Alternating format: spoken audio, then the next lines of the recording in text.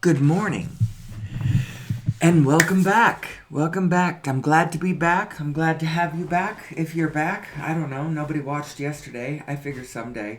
Usually, given a little bit of time, somebody goes back and picks up the back ones. So I'm hoping somebody listens to yesterday. It was good. I've been thinking about something this morning, something that I feel I need to add to the discussion. I have been, for weeks and months even, been adding in a couple of concepts. One is Nassim Haramein and all of his unified mathematics over on the one side. And I point to that because I believe that's going to be an important aspect, an important piece of the puzzle as we put together our technological future. But I want to make it clear that Nassim Haramein never, ever, ever connects law of attraction the way Abraham talks about it and his mathematics. This is just me. This is just me putting it together. Me going, oh, I feel the spirit of this thing, and I feel the spirit of this other thing, and I can feel within that some vibrations that appear to complement one another, or the way they work together. And so I'm the one putting the woo-woo into the mathematics and the physics of Nassim Haramein. Don't blame that on him. His stuff is pure mathematics. Although, to be fair, he actually sees a lot of these. He understands about manifesting. He also understands about the co-creative universe and about things being vibrational and things being holographic, and that's all him. It's just the addition of the law of attraction stuff. When I talk about your inner being and steps 1, 2, 3, and I have heard him analogize love and gravity. If you were going to put an emotion to it, it would be love. Now, there's nothing scientific about that except for within the human consciousness, you sense that there is something scientific about that. There's something objective and real about that. But it's hard to put it out in the outside world and describe it and have anybody else understand that love and gravity have an analogy. You know, I don't like this scene that I've put up for the morning. Every day I choose a different one, and sometimes I choose the same one. I have my favorites. This one has a little jump for some reason when it goes to the next scene. So I think I'm going to change the scene. I'll change it to... let's go to this one for no particular reason. I think the other one I'm just going to have to delete from my repertoire because I don't know. There's something about it that bothers me. Anyway, the show is Who Am I? And for an hour and a half, we're going to just sit here and we're going to talk about things. We're going to talk about life. We're going to talk about being alive. We're going to talk about being human. What it means to be human. We're going to talk about... well, for one thing, I'm the only one talking. I say we're going to talk about, but we're not talking about anything. I'm the only one talking here. But I still think there's a lot of us. It is a we. I'm also going to talk about... sometimes I'm going to talk about what it's like to be me. I have my own issues, you know. I'm a human being banging around in this. And even though for this hour and a half, I appear to absolutely know what I'm talking about, still, I do know what I'm talking about. But it's in this format it's sort of in the abstract, and I still have to translate what all of that means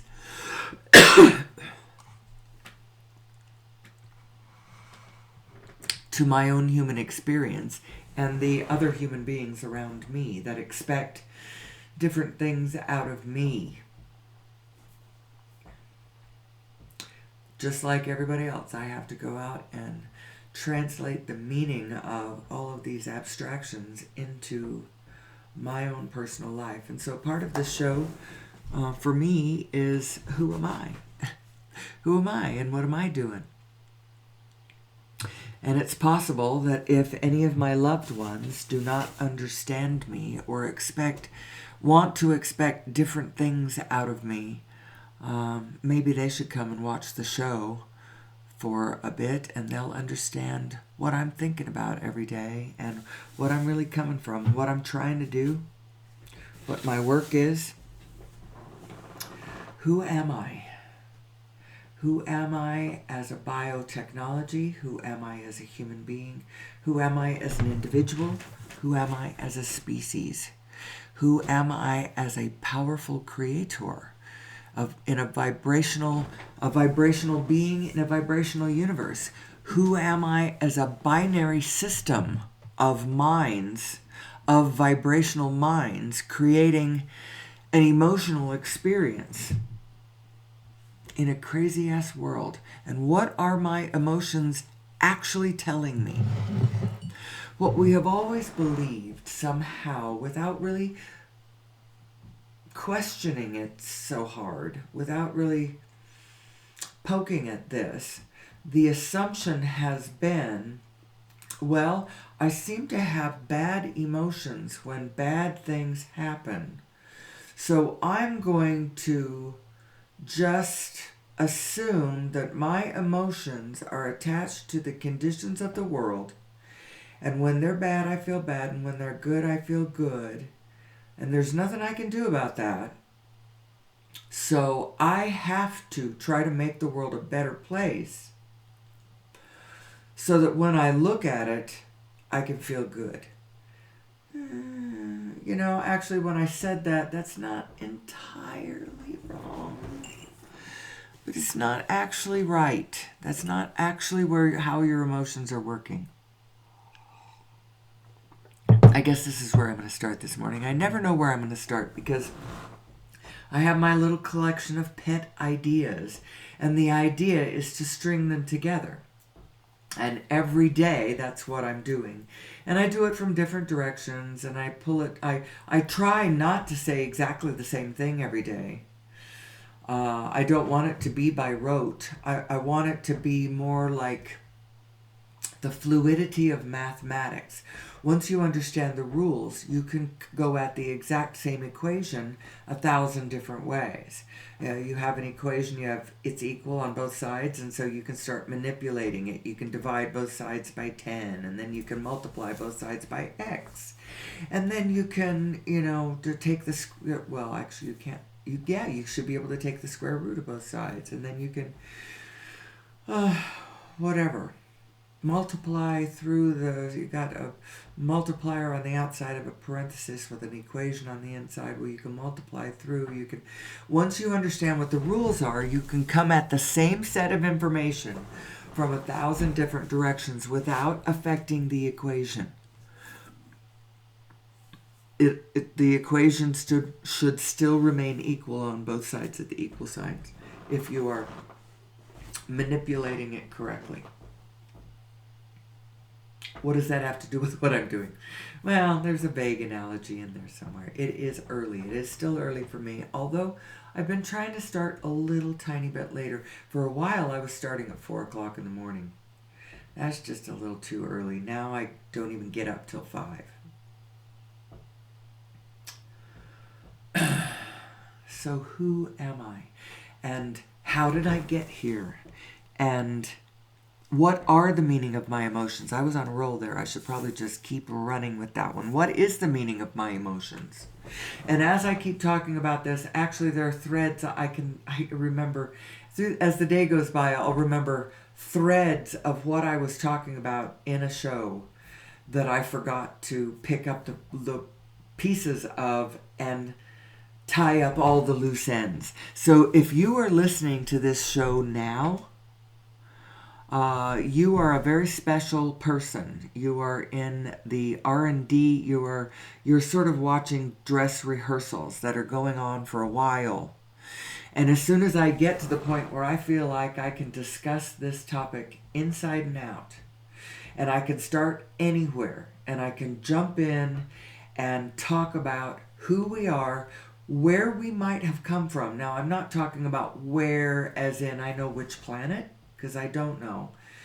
And we didn't actually come from another planet, but we carry within our genetic makeup some suspicious looking genetic sequencing, some suspicious looking genetic information that is producing a very significant aspect of this very part of ourselves that I keep talking about every day. Our emotional get-up, our emotional guidance system, what it's actually telling us, and why is it telling us that? So I'm saying that it's not. Our emotions are not a direct read on whether or not what we're looking at is good or not. I mean, kind of, you get a knee jerk about I like this or I don't like this, and you get an emotional hit of some sort. That there is part of that comes from your mammalian brain, from your hormonal brain. It's not that there's anything wrong with it, but it's very tightly strapped to, and that's my new word, strapped to the environment. It's hooked to the environment quite strongly.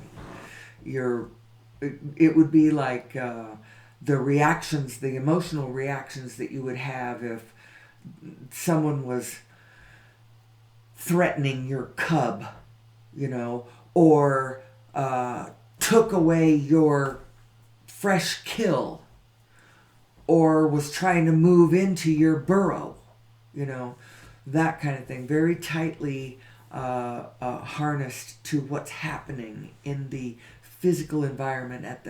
It affects your territoriality and your maternal instinct and your, what are the other things? Let me see. Which slide is this? It's the first slide. Looks like we're going to move to is this one. I have my set of slides. If you are a regular listener, you will see most of the time every single one of my slides go by during the course of the morning, which is going to last about an hour and a half. I've decided that this is the format of the show. I like it. This is the first slide we're going to go to. This is the slide that shows us the general configuration of your physical brain. And look, your mammalian brain, you have anxiety, fear, jealousy, maternal instincts. Most of these things are more generally harnessed to the physical environment. We have an aspect of our brain that is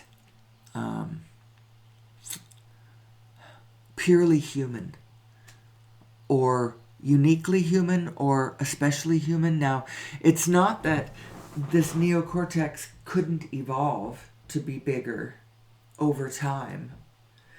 And as it did so, it would be very clearly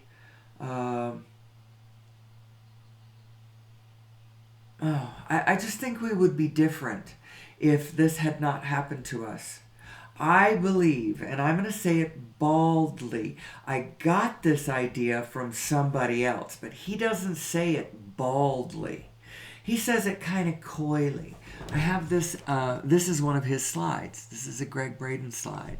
And here I have another Greg Braden slide right here, where he's talking about human chromosome number 2, which, by the way, is responsible for 76% of the volume of that neocortex.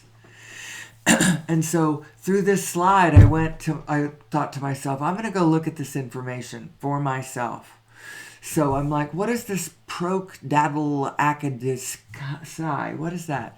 So I looked it up, and it's the Proceedings of the National Academy of Sciences. It's over at pnas.org. You can find this article. You can see it's volume 88, pages, da da da. It's hard to look up. I couldn't find a way to look it up by page number. I suppose you could. You could open up the different articles and see if you're getting closer to this page number. I ultimately just went to the volume and started reading the titles of the articles until I found one that was obviously the right one. And this is it. Here's the article, Origin of Human Chromosome Number 2, an Ancestral Telomere to Telomere Fusion. Now, this article is not actually saying that it was artificially done.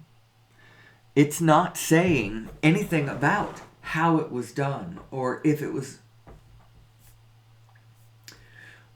imposed, or whether somehow these two chromosomes didn't just fall on each other and somehow glue, with redundancies on both sides of the fusion flying away, stabilizing the fusion, and then somehow creating the neocortex. They don't say that. All they say is, and through the article, if you actually read the 4 or 5 page article, it's a description of the sequences of the genomids and the whatever. Let me get some of the words. This is the full abstract. Let's see. The telomeric repeats and the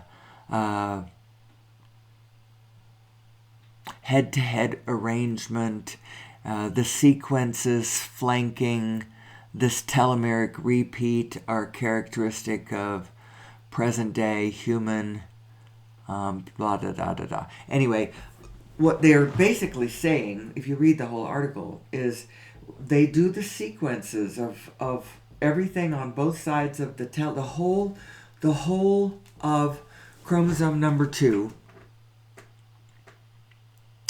And through analyzing what the sequence of everything is, they conclude that it's 2 chromosomes of a more primitive nature that have been fused together, telomere to telomere. And, well, here's I read it every day. We conclude that is the relic of an ancient telomere to telomere fusion and marks the point at which 2 ancestral ape chromosomes fused to give rise to human chromosome number 2. Now, I put a great deal of weight on this. A lot of people listening to this are not necessarily going to put a lot of weight on this. They don't realize what this is. This is a open source, so, they just publish it. It isn't like you have to subscribe or pay anything to. This is the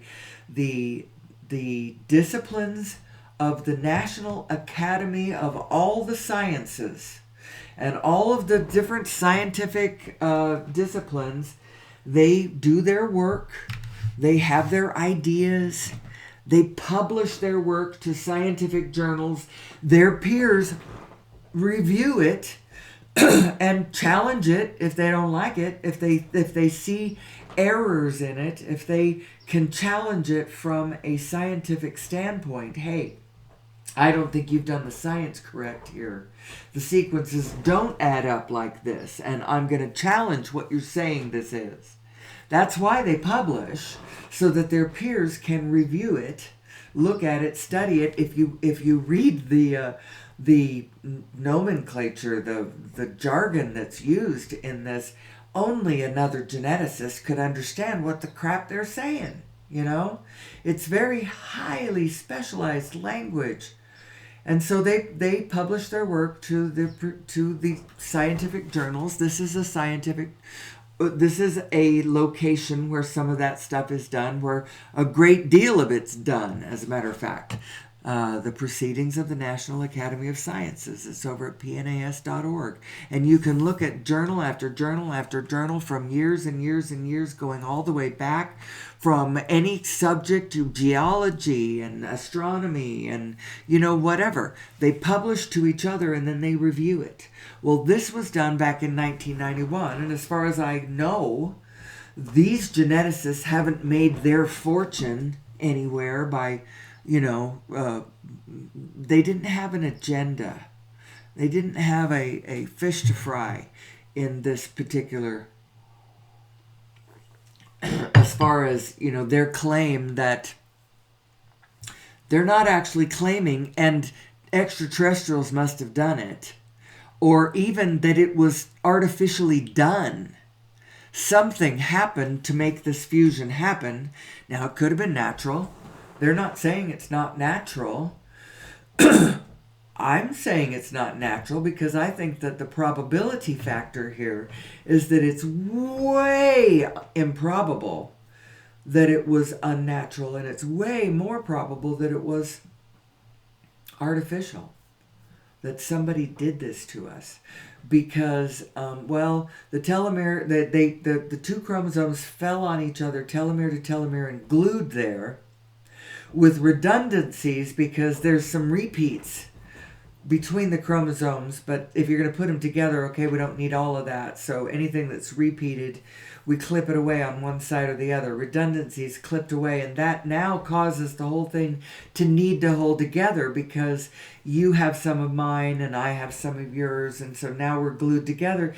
And on top of all this, it creates the neocortex. And now, why do I talk about this all the time? Why is this important? Because this particular physical setup is what produces our special human emotions. And why are our special human emotions caused by this mind setup? The reason it does is because your neocortex is your overview mind. It's the overview mind of your physical mind. So it's your physical mind's place where it sits and thinks about the larger picture of what it knows somewhat limited things about. And this aspect of your mind should be a little bit humble.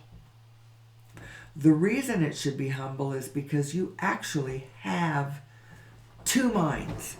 And this is who you are being humble to. This is new to me today. This is coming to me in a slightly new way. This brings me to an oldie but a goodie. This is one of my favorite slides. I always bring it up. I look at it and I realize it's rather plain looking. And I've selected it because, so what it actually is, and I don't know what's written underneath. It's in some sort of foreign alphabet. No, it's not a foreign alphabet. Well, I don't know. Aperture appears to be one of the words.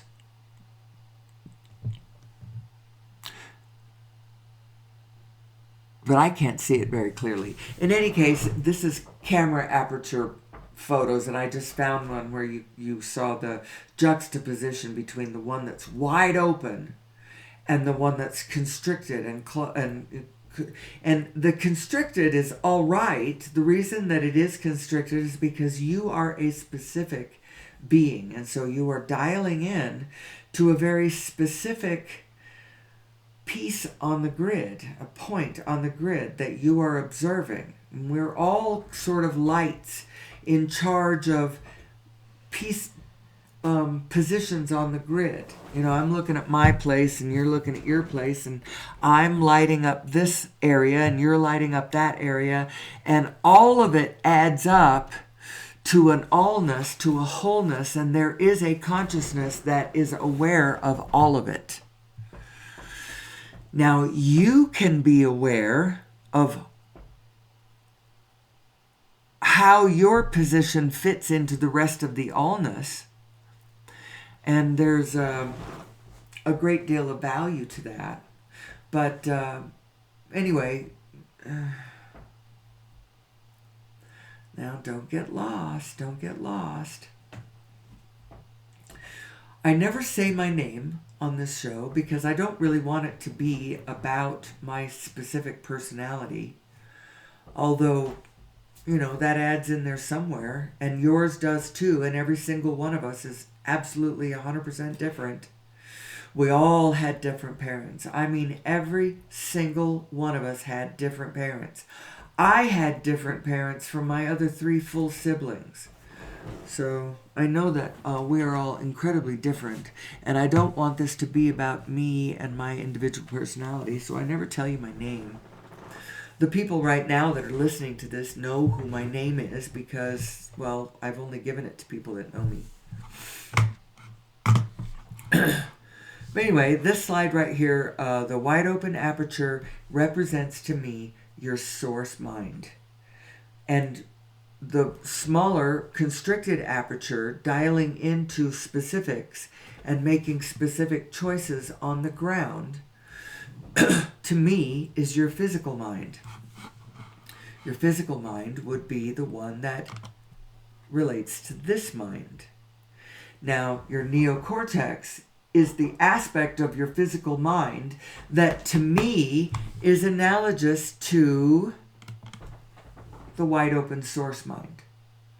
It isn't really, but that's what you've got to line up. And so your overview mind, now you might be getting hormonal hits or conditional hits from the environment that you're registering as negative emotion because things are happening that you don't like. And that's fair. That's fair. If things are happening around you that you don't like, you don't have to like what you don't like. But be careful about the difference between there is something happening in this moment that I do not care for and an existential evaluation of the entire situation and the meaning of your existence and whether things are good or bad or big pronouncements about stuff. Be careful about that because your broader perspective aspect, the real part of you that is evaluating all things all the time, your inner being, your source self, never, ever, ever sees any of it as negative. From the overview perspective, all is well. And so the reason all is well is because every one of us has an inner being that is guiding us to the more. Now we're going kicking and screaming every step of the way. We're obstinate and resistant. Resistant is actually the word. Resistance is the problem. If we would just relax and go with it, we would be okay and we would evolve to the more a lot quicker. Everyone else does. If you go look at a natural ecosystem that does not have a human being factor going on, they naturally just evolve beautifully. You never, ever have a fully functioning ecosystem that is anything other than beautiful and magical and synchronistic and harmonious and all of the blessed, beautiful words that I could use that describe nature and the natural. It's like, I ever seen the movie Moana? Love that movie. Love the movie Moana. I should probably watch it today. Just have it on because it's beautiful. But right at the end, when Moana and Maui, what are they doing? There's something about the hook has to be brought back to, and then Te Fiti gets whatever. There's a moment. The analogy is Te Fiti when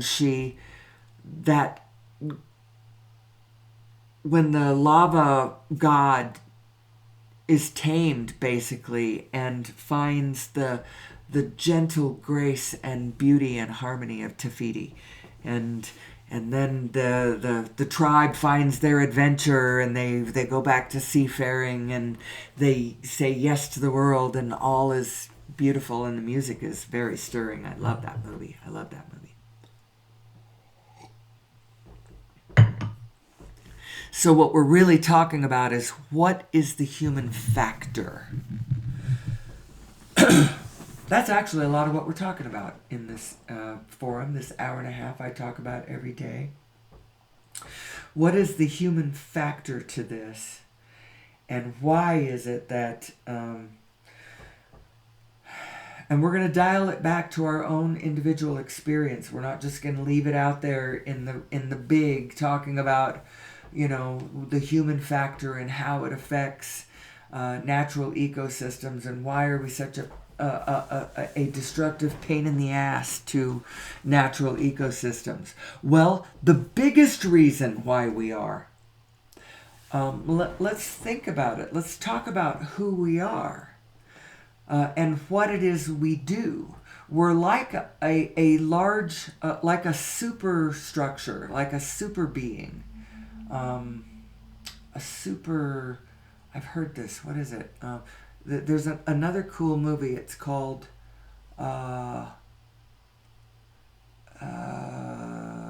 hold on, let me think about this, because it actually is a really good movie. I might, if I find it on YouTube, I might even add it to my list of things. All right, I just took a little bit of a detour. I went over and I found the movie I was thinking about, Living in the Future's Past. I found the expression I was looking for, superorganism, and I discovered that this movie is available for free on YouTube, so I'm going to add it to my very long list of links up on my... every day when I post this video, I post it with links. Here's my links list so far. We're going to add another one to it. We're going to add Living in the Future's Past. It's about us seeing us as a superorganism and wisely moving into the future. So I was thinking about what it means to be a human being. What do? We have a supply chain. We produce food, and then we distribute it amongst ourselves everywhere around the planet now. Goods and services, foodstuffs made all over the world is circulated all over the world. And I can't remember what I was thinking about earlier, but we need to think about doing this wisely so that we can move into the future. So let me quickly review what is on this list so I don't have to do it later. The Lost Century and How to Reclaim It. That is the documentary series that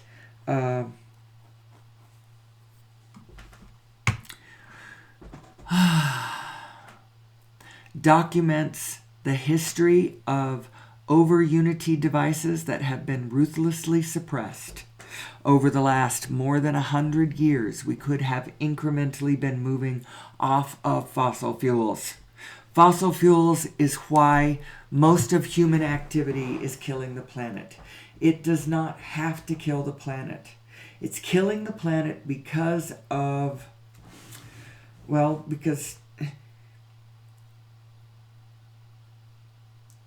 poisonous nature of it.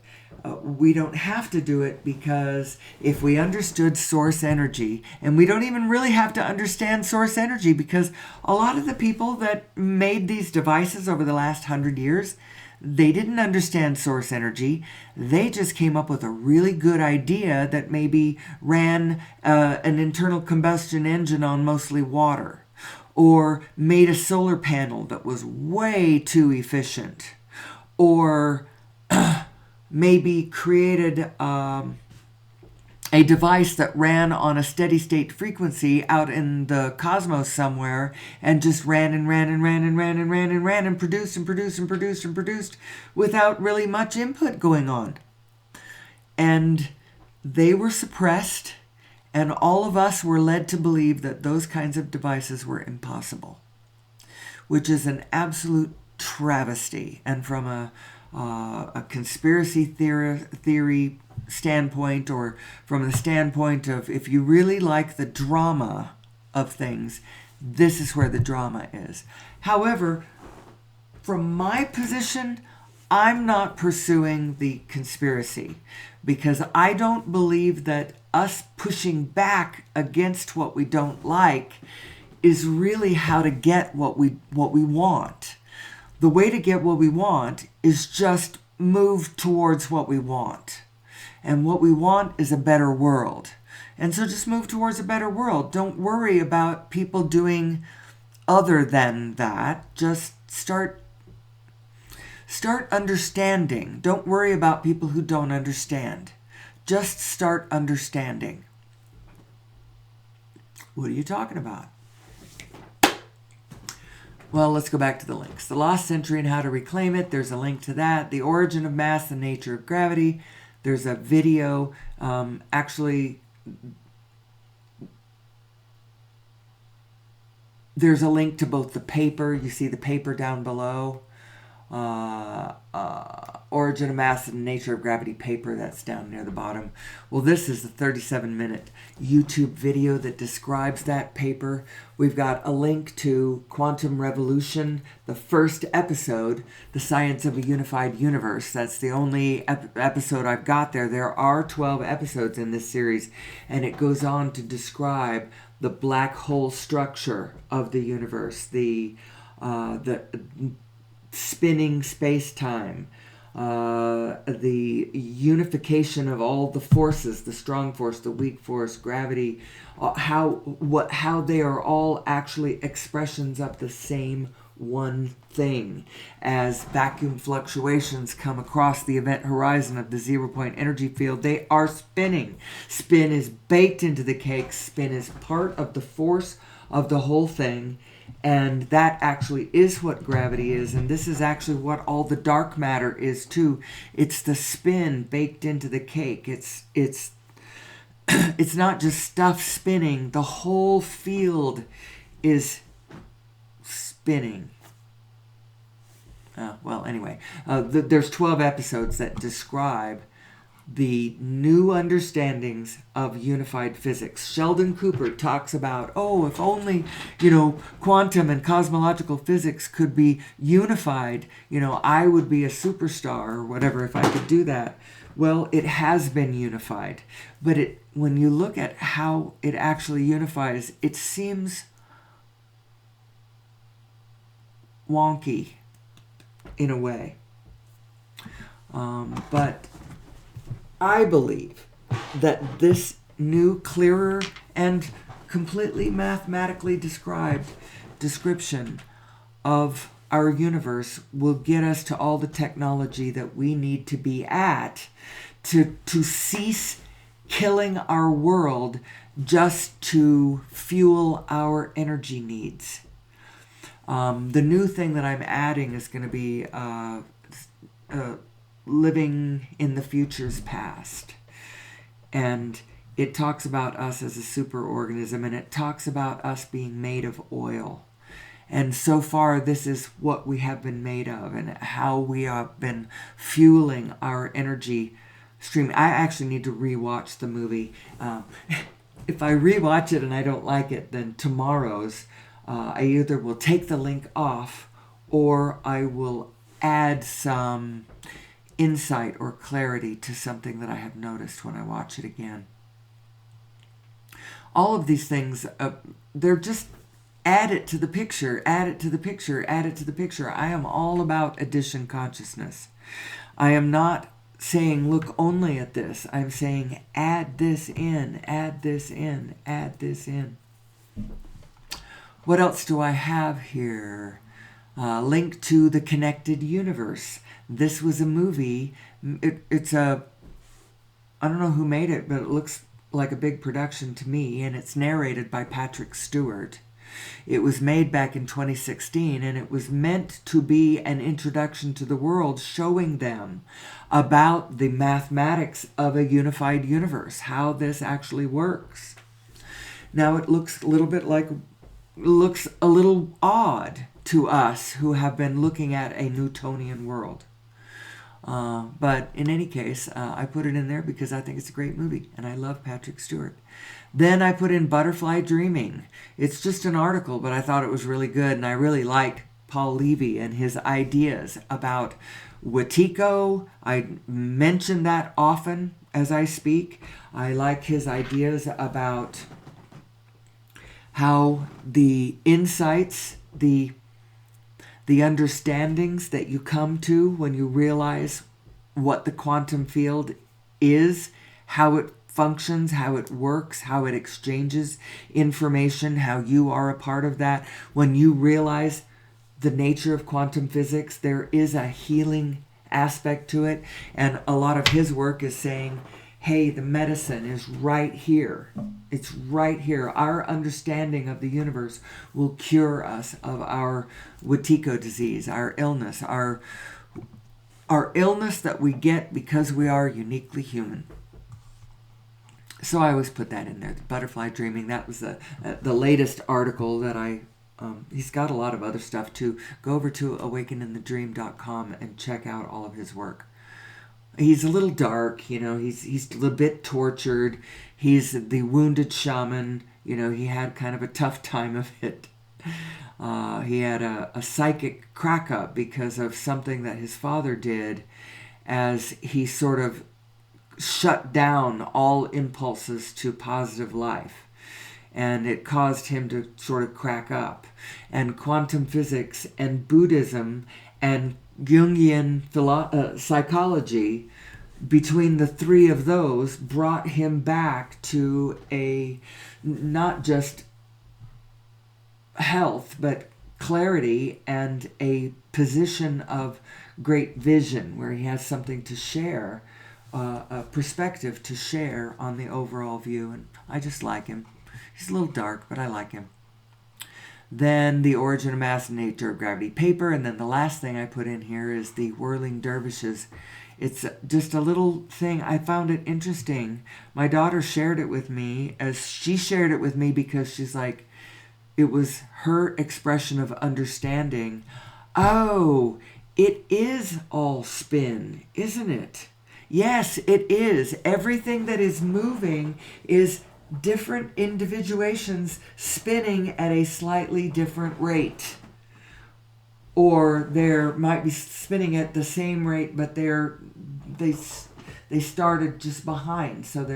But actually everything is spinning at a slightly different rate. So it's moving in a different way. It's like the universe is like an infinitude of plates that God is spinning. But they're all coming out of a single... The way that the... I could get wonky really quick. And I could lose you if you weren't already a fan listening to...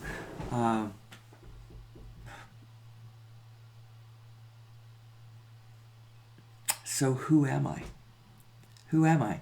We've been talking a little bit about the math and the physics and the genetics of it. I started for a second to talk about the emotions of it. I can go to that. At some point, I really do need another person in the room. I need them asking questions. I need them adding to the picture. I need them to help me see this in a fresh way. To inject some reality to it, so that we can start bringing some examples to the situation. I'm back to this picture, the two minds, source mind and your physical mind, and they are both minds are vibrational. Both of them are producing thoughts. Your source mind is producing long, smooth, connected thoughts that are totally okay with everything because it understands who you really are and where you have been and what you are doing and how this equation works. Now, let me see if I can emphasize this today because, as I listened to the wisdom of Abraham, when COVID shut the world down, this is where I was in my thinking. My daughter and I had been we had been systematically and methodically working through a lot of things in the world. She had personal problems she was working through. We were trying to add together large swatches of information, trying to figure out the world. We'd gone to a Psych K conference. Well, it was like a little workshop. There was only 4 people there, plus the guy. And it was teaching us how to change our subconscious programming, which I'm not sure I really believe that it works exactly that way. There's something to that because some of that started loosening some things within us. But there was a lot of different modalities we were working with. She was trying to start an online business. I was throwing a lot of money at it. We were saying yes, yes, yes, yes, yes, yes to everything that came at us, and not saying no to anything. It was just yes, yes, yes, yes. Now, as it turned out, that business didn't work. COVID shut the world down and the whole world changed, and this online thing was going to be deeply involved with the laws and workings of it was a Chinese business. We were going to be teaching English as a second language online to Chinese students. Well, that didn't work out and we lost a lot of money, but nobody ever looks at it that way because that we learned a lot of things and we made it far down the road, and things became a lot more possible. But at the time, right before COVID shut us down, my daughter and I were starting to do not online, it wasn't online, it was a study group at the local community center for A Course in Miracles. A Course in Miracles is a channeled work, really ponderous, 365-day program of systematically getting you to shift what you're looking at and realize how you are the one bringing all meaning to all the frames of your life. The inherent meaning is not there in the way that you think that it is all coming from you, and so you are responsible for shining the light anyway. The idea, if you want to take the course in an easy way, there's a book. It's A Course in Miracles Made Easy. It's like a shortcut to it. And then another one that'll help you is Marianne Williamson's book, A Return to Love. And it explains the basic premise. If you had to walk away with that whole course in a nutshell, well, what I walk away from it with is the notion that only of all the things that you're looking at all this stuff and it feels this way and it feels that way, and good, bad, love it, hate it, banging around, life hurts, suffering, what the hell's going on, amidst all of it, amidst all of the cacophony of life, only the love is real. All of the rest of it may be there, shouting, screaming, doing whatever, but only the love is real, and only the love in you is real. And so that's where I was in my thought processes, just as COVID shut the world down, and I met the teachings of Abraham Hicks, and that channeled piece of work. She's been channeling Abraham for almost 40 years. When her and her husband discovered her link to this vibrational download of universal consciousness that she gets. And I totally believe it, because we all have access to this. I have access to this. You have access to this. And as a matter of fact, if you're a fan of the show, you're going to see times of me tapping into it more or less, sometimes less, sometimes more, in this show. The fact that I even claim to know what I know is because I have access to universal consciousness. And when I get to a state of non-resistant thought and I'm flying, this method of thinking that you're witnessing that I do here, me and my girls called it flying. And we sort of started developing it and the ability to do it when they were teenagers. I started developing this ability to do it when they were teenagers, and we all came up with a name for it, and they can do it too. I mean, it's a thing we do. It's a thing you can do.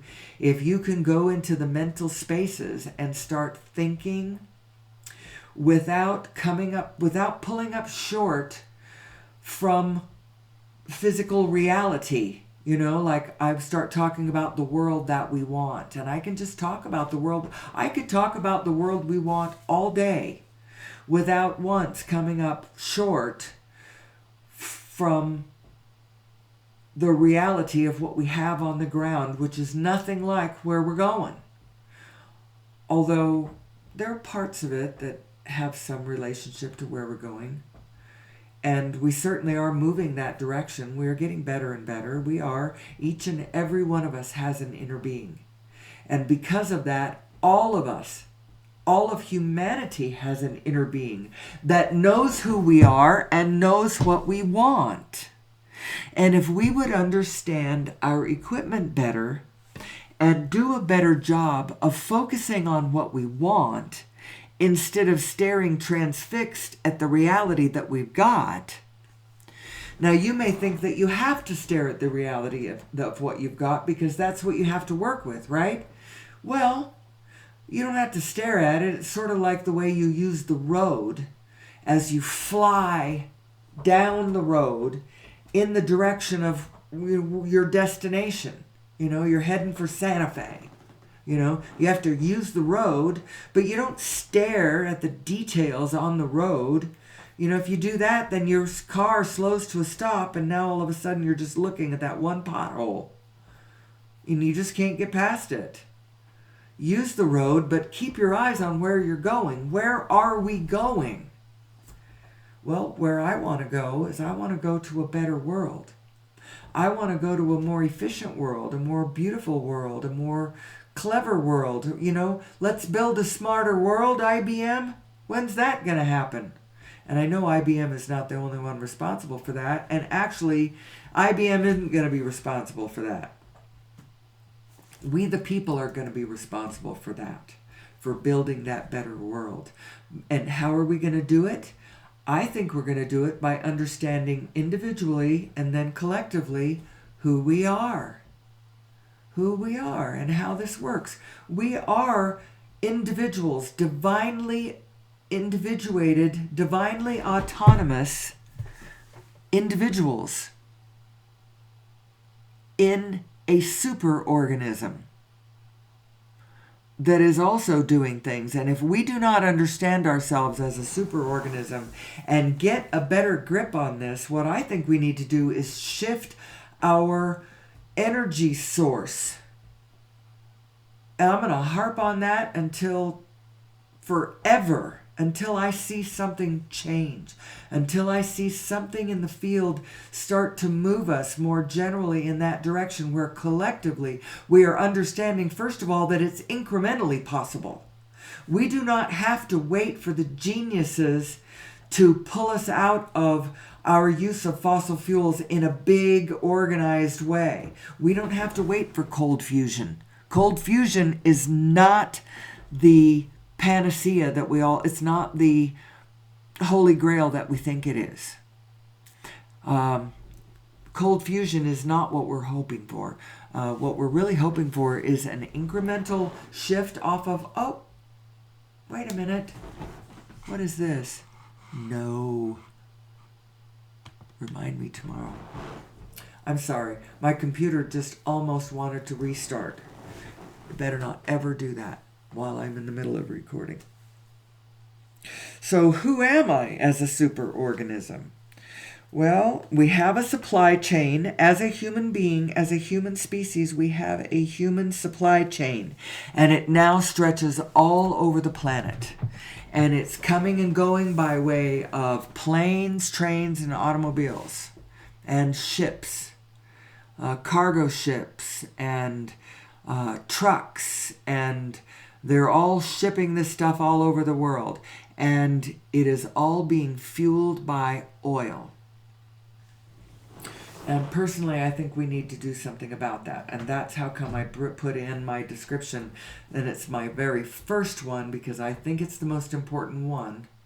Although maybe I should do some series of rotating them so that you can see how these links, they'll rise to the top and then go back to the bottom. I don't know. Maybe I'll do something different. I need a tech advisor. I need somebody who sees me and what I can do as special and different and wants to help me develop this ability to string together non-resistant thought in this arena of understanding who are we? Who are we? Where did we come from? Where are we going? How did we get here? Delineating our problems very succinctly and generally, and then being able to flip over to our strengths and our powers very succinctly and abstractly, discuss our design and how you get from where you are to where you want to be. What's the nature of, what are the steps of creation? Steps 1, 2, 3. What is my emotional guidance system? How do these states of being relate to my brakes and my accelerator? I'll tell you right now, as a material being in a specific material body, the specific, positive or negative, is your, actually, I should shift this around. I should shift this slide around. I could have several slides that show the specifics together and the generals together and the negatives together and the positives together. Your positive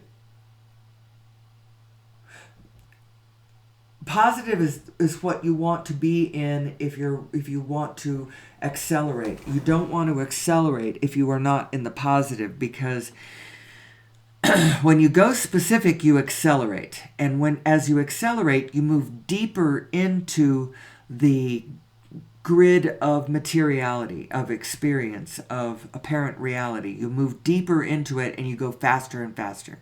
And you don't want to do that from a negative position, because that negative is actually, that feeling of negative is your indication that you are running against the grain. You're sort of going you're flowing upstream.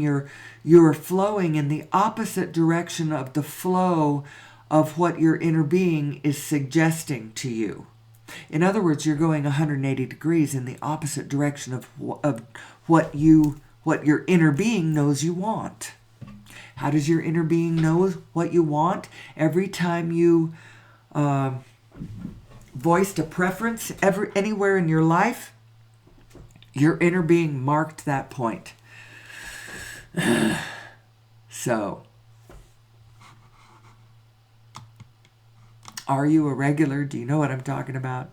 I need every show to be a standalone, and yet I feel like this one, I feel like I'm starting in on half finished conversations and leaving little crumbs of information and then losing my thread and going off somewhere else to do some. If you're a fan of the show, you know where I am in the narrative, and if you're not a fan of the show and you're watching me for the first time, you're like, what the hell is this woman doing?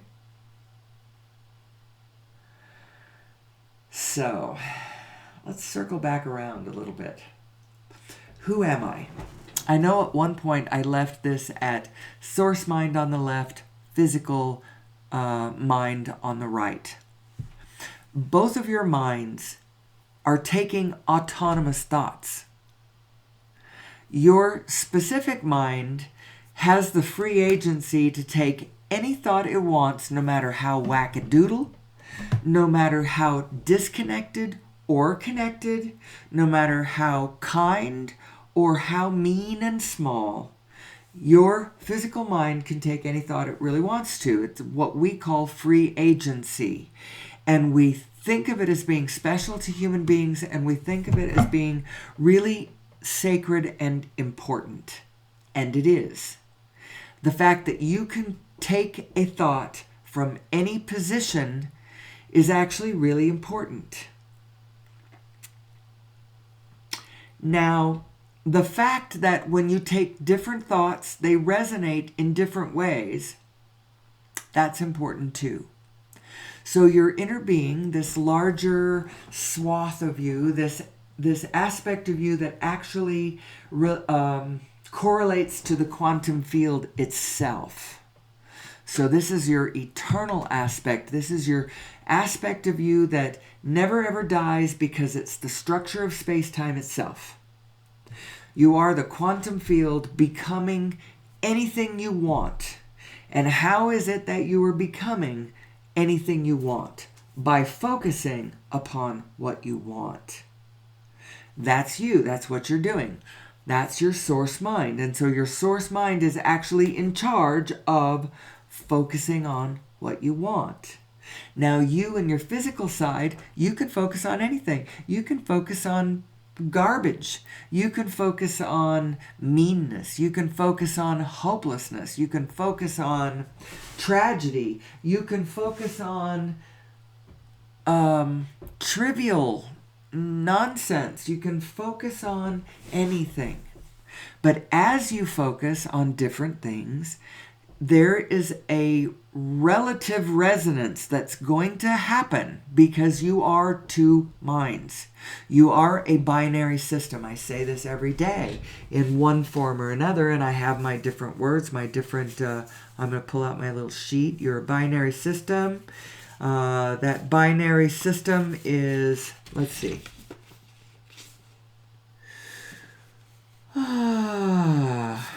You are the... Well, I'm pulling up every slide, every picture except that. Your binary system. You are the form and the formless, or the formless and the form. The formless part of you is you as the quantum field. The form as you is you in your physical body. But because you are the whole field, then you're a bigger self than just your physical body. Now, you may think that that doesn't mean anything, but it does mean something because even from your physical body, you have access to the information that your broader perspective knows. I do? How do I have access to this broader morphogenetic field of information? How do I have access to it? Well, it's through your emotions because your larger self is having larger thoughts. Connected thoughts, thoughts that are in harmony with the whole field, with what everybody's doing, with what everybody wants. It's in harmony with all of that. What are you thinking? Your emotions are actually a physical result of the resonant coherence or resonance or discord with your two minds. So Abraham describes this all the time. This is not me. This is not new. I didn't come up with this, but she's absolutely correct. This is exactly how it is. And when you input this information into your internal operating system, if you've got a good system going on where you're adding everybody in, trying to figure out how it all adds up, you add this piece of information in truly and start working it, you'll go, oh, yeah, yeah, this is right. This is right. This actually works. This understanding is correct. We have an inner being. You truly, truly do have one. You can't see her, but she is there. She is absolutely there, and she is keeping track of everything you love. She is standing right where everything you love is, vibrationally marking it. And so that's why it's so important that you should get into coherence with your inner being, because she knows what you want. Even if you lose track of it, you may think that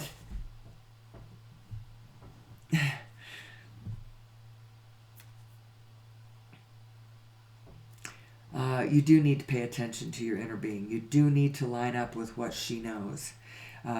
Your inner being is think of it as your cosmic vibrational anatomy. You actually have this. Religions have been alluding to it forever. And they talk about it in different ways. Sometimes it's the very hand of God. Sometimes they think of it more as things like the Holy Ghost or the Holy Spirit or the divine guidance or, whatever. But it's you. It is you. It is you connected to all of the cosmos. And I believe that when you look at Nassim Haramein's work and his description of how the universe, the quantum, the small and the large, actually connect to one another, what their relationship, their scalar relationship actually is. When you look at that and you recognize the nature of the matrix, the nature of the divine plasma, this superfluid that connects all things, this holographic nature of the setup. When you look at that, you scratch your head and you go, oh, no wonder I can have an inner being that knows things. Because it's an aspect of my own cosmic vibrational anatomy that connects me to this vibrational universe. Of course I would have such a thing. And as it turns out, your inner being is pure positive vibration. It's purely positive. It is purely positive. Now, you can identify with negative. You can do that. You can identify with whatever you want. There are negative frequencies going on out there, and you could identify with them, and you could increase that spirit in the world. And in that sense, I suppose there are demons, and there are. I don't actually believe that the negative aspect rules anything. I think that what rules the universe is the positive aspect of the isness of creation. Somehow the is just outweighs the is not. It really does. And the physical aspect of the universe is expanding. It's growing. Universal consciousness means that the universe is learning about itself. It's becoming more. It's getting better. It's understanding more and more and more. And that implies positive. I do not believe in the devil. I'm going to talk about, at times, things that I call demons. But it's just so that you understand that these kinds of things can be understood in practical and mathematical ways, and yet they are energies that you could say that some people are calling demons. Demons are going to walk this land here pretty damn soon as these negative energies cohere and resonate with one another, creating storms of chaos that are going to roll through our lives. They are going to roll through our lives, and the reason that they are going to roll, it's not even really pessimism is just recognizing that we have all kinds of systems in place that are not in alignment with the field. It's not in alignment with the needs of the rest of the biological threads of life. There is only one of us here, and all of her needs need to be met. And there is a position, there's a win-win-win-win-win-win position to life, to consciousness, that human beings can easily assume. You just assume that position first, and then you start relating to the physical world from that position. You don't start with the crap that we've got. Think, well, I just have to keep working with this crap that I've got because that's what's real, right?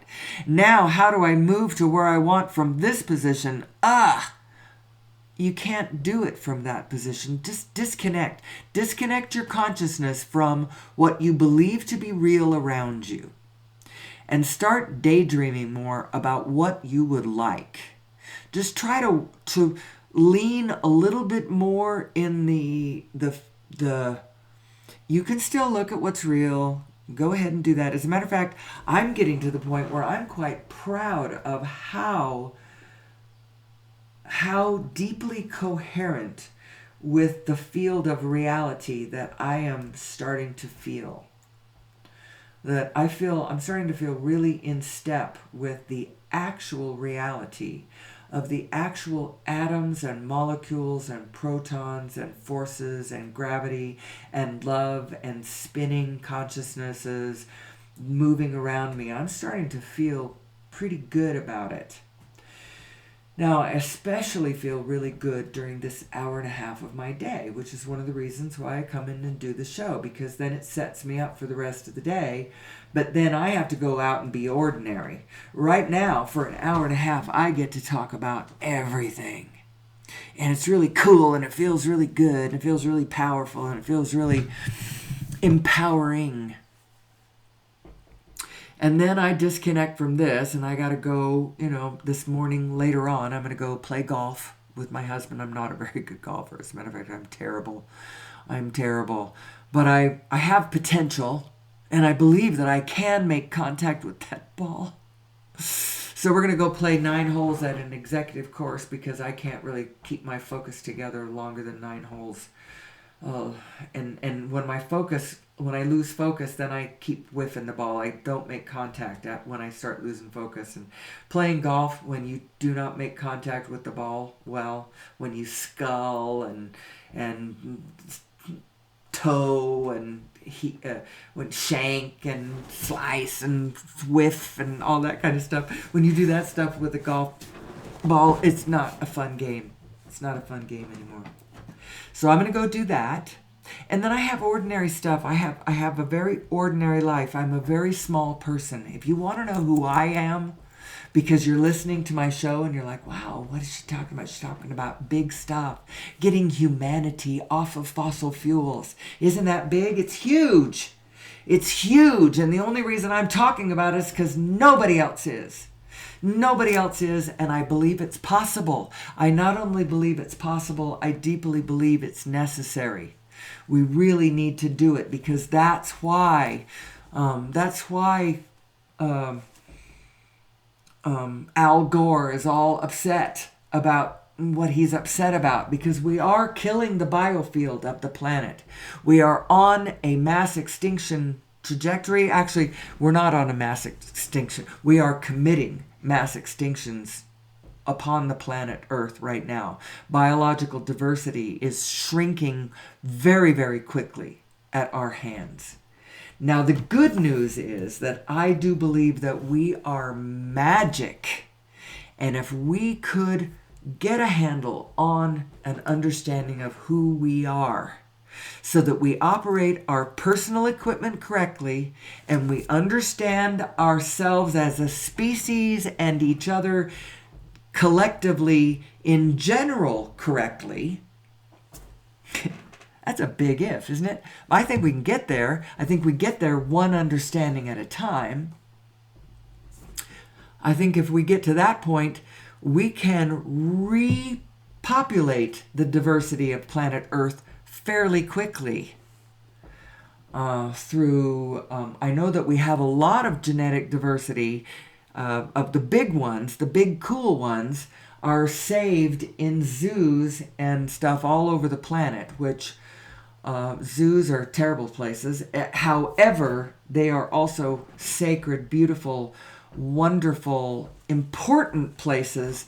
They are repositories of some genetic diversity that we can repopulate back onto the planet once we quit killing it as we go.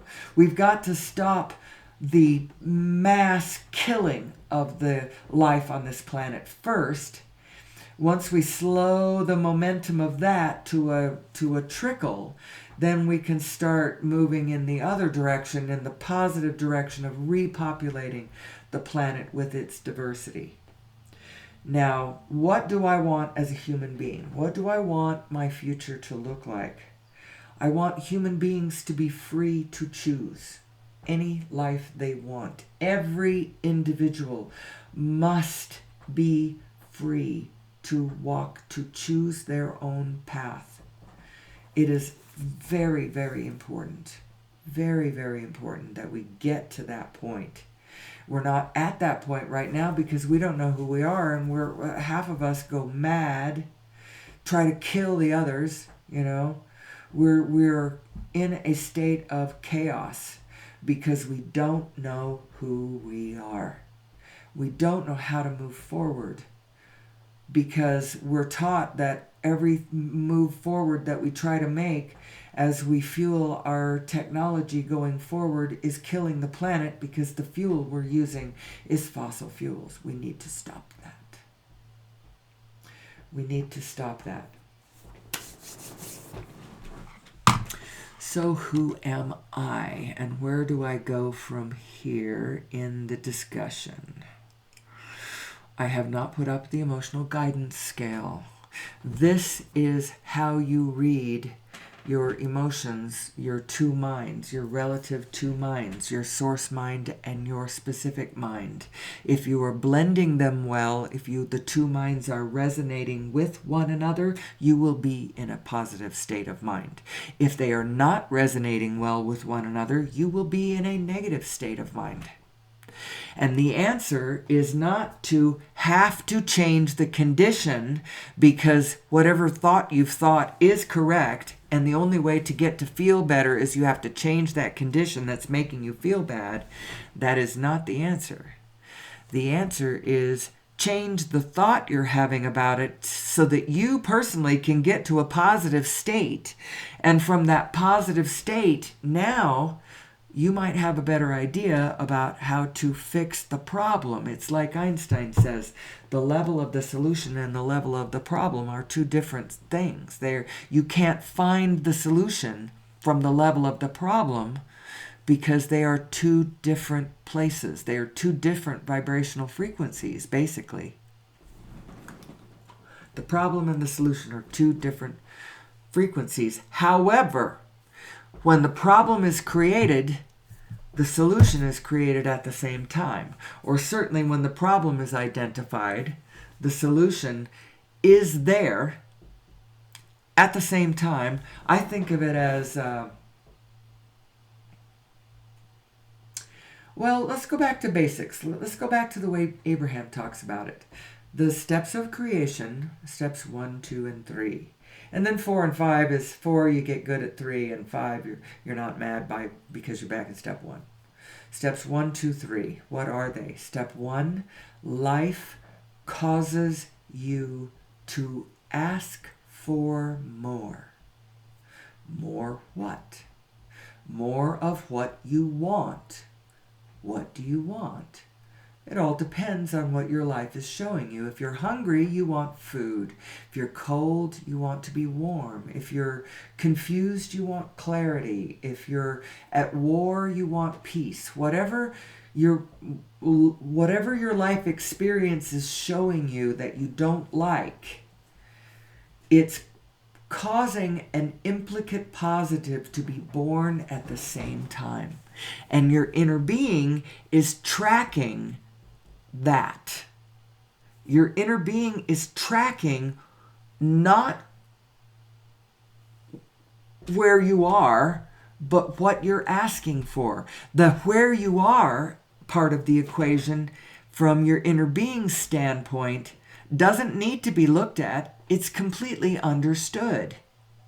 Your inner being knows who you are, knows where everything is, because it is hooked directly into universal consciousness, which is getting that reading of the allness channel. I talk about, this is my own pet way of describing what Nassim Haramein talks about when he talks about black holes and protons. When he talks about a proton being a black hole integer of information, and the Planck field of that black hole reflecting all of the protons, information of all the protons in all the universe, and it's updating that information now.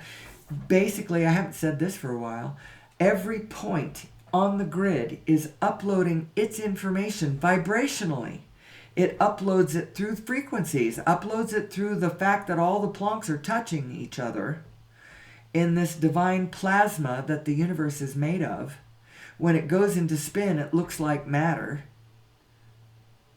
And the Planck field of all of these protons of matter is reflecting all of the information of all of the rest of the protons in all of the universe, and it's updated every now. So it knows, your inner being knows where everything is, how it's moving, what's its temperature, what's its direction, what's its velocity. Now, it turns out when you in your physical mind try to pin it down, you can know either where it is or how it's moving, but you can't know both. But I think your inner being knows all of it. And so at some point, your physical mind has to trust your inner being. These two minds right here, there's your two minds. Of these two minds, your source mind knows what's going on, and your physical mind needs to be a little more humble about it. It needs to know that when you're on the right track of the kinds of thoughts that resonate with what your inner being knows to be true about the situation, when you do that, you feel good. So if you are not feeling good because you don't feel good because you're mad, or you're frightened, or you're angry, or you're jealous, or you're frustrated, or it's because you are looking too specifically at the material from a state of mind that is, so we go back to this picture. Pull back to the general. Pull back to the general. The easiest one to pull back to the general from a negative specific is life sucks. Life sucks. And then you start softening the tone of it. Life sucks. And then you can maybe even shift that a little bit. Life sucks. Sometimes life sucks. But you know what? Life doesn't always suck. And then you can gently start to kind of move yourself into a general positive. Just a general one. You know what? I have a lot of things I love. And you know, there's a whole lot of things in my life that are going really good. And boy, do I love my grandbaby. Oh, he's so cute. Oh. And now, all of a sudden, from this state of being, I can start seeing some possibilities, some things, some impulses to do. Oh, you know what? I'm going to go clean up my yard because, you know, or maybe I'm just going to go fix myself some toast. Or, you know what? I need to think small at first if you have to. But don't go into the specific unless you can find a way in the positive. Now, I know that's going to be really hard for some people because they spend almost all of their lives in a negative state of mind, and they trust their negative state of mind. And their negative state of mind has kind of got them by the short and curlies, and has gotten them thinking that they cannot give up their negative state of mind or it will not be safe. I can't just go positive and be positive and just, Pollyanna the whole thing, because life is dangerous. Well, I really need to do a whole show on the concept I call divine autonomy, because I believe that if you go into your machinery and operate it correctly, you can effectively be in a positive state of mind almost always.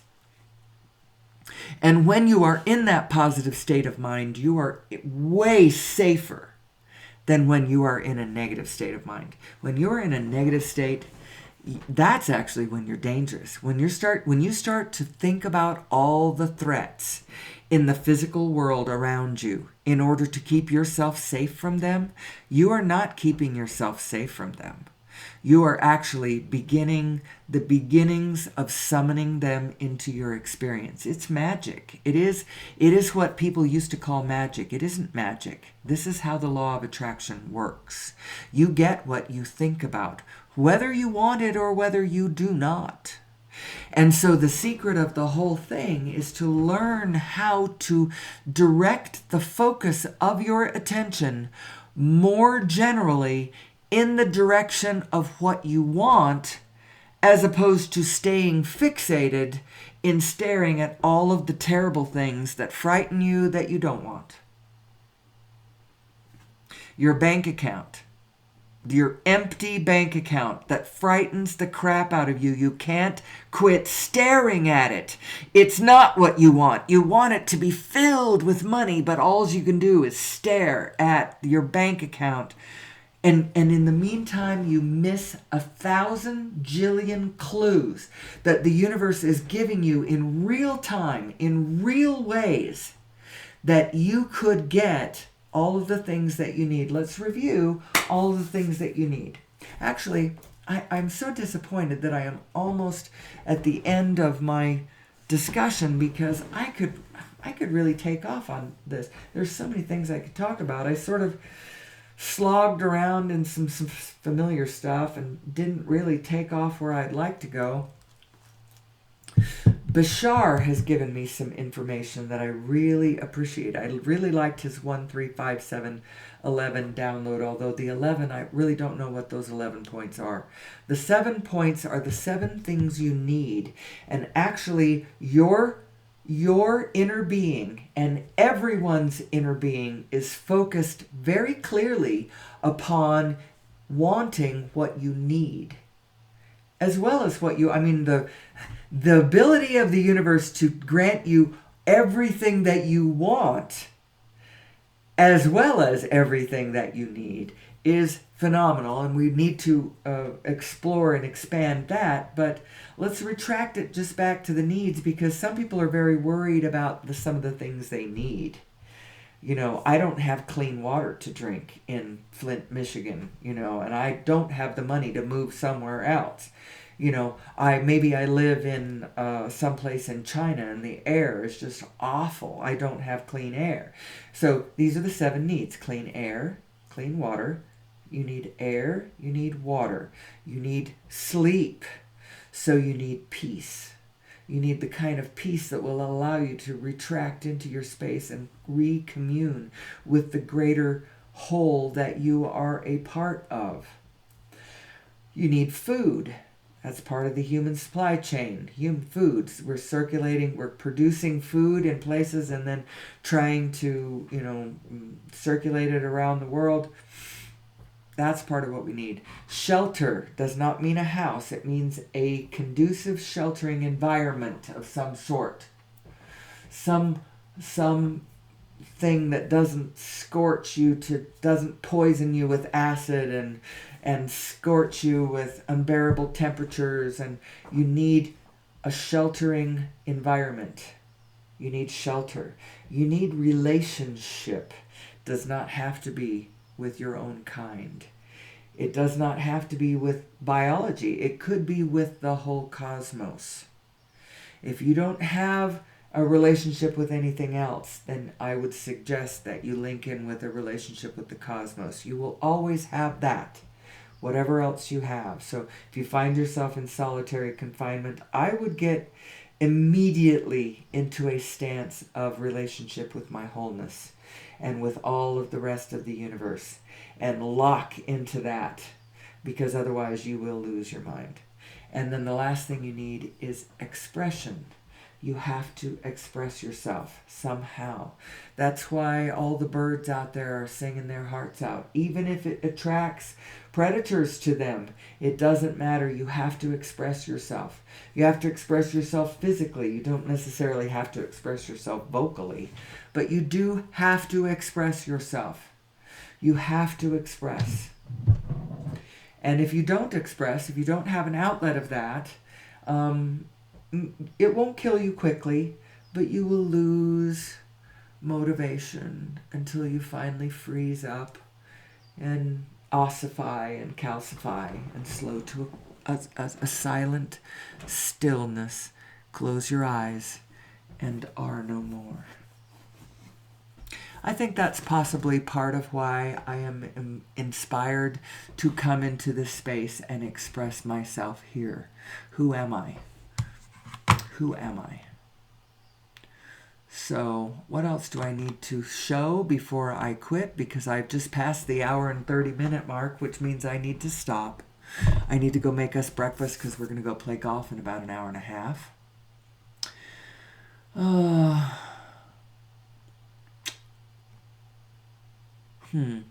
didn't do cymatics today. This is just my little expression about it. It helps. It helps us to understand that we do live in a vibrational universe, and that vibration moves form. It does, at a fundamental level.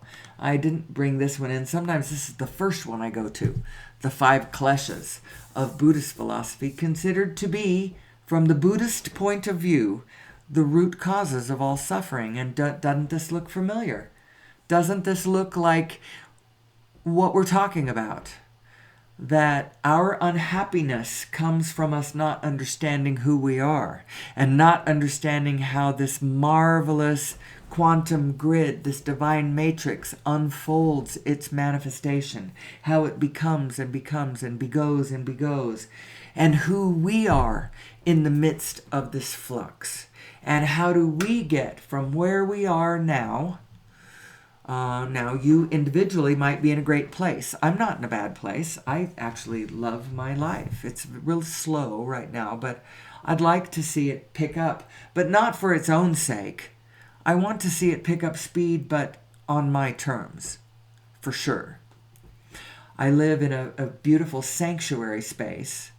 It's not like armed and gated and, cloistered extremely, but it's a little pocket of stillness, and I am free to pursue my own interests, one of which is I would like to see in my lifetime humanity move more clearly, more swiftly, more directly in the direction of where we want to go, and less in the direction of chaotic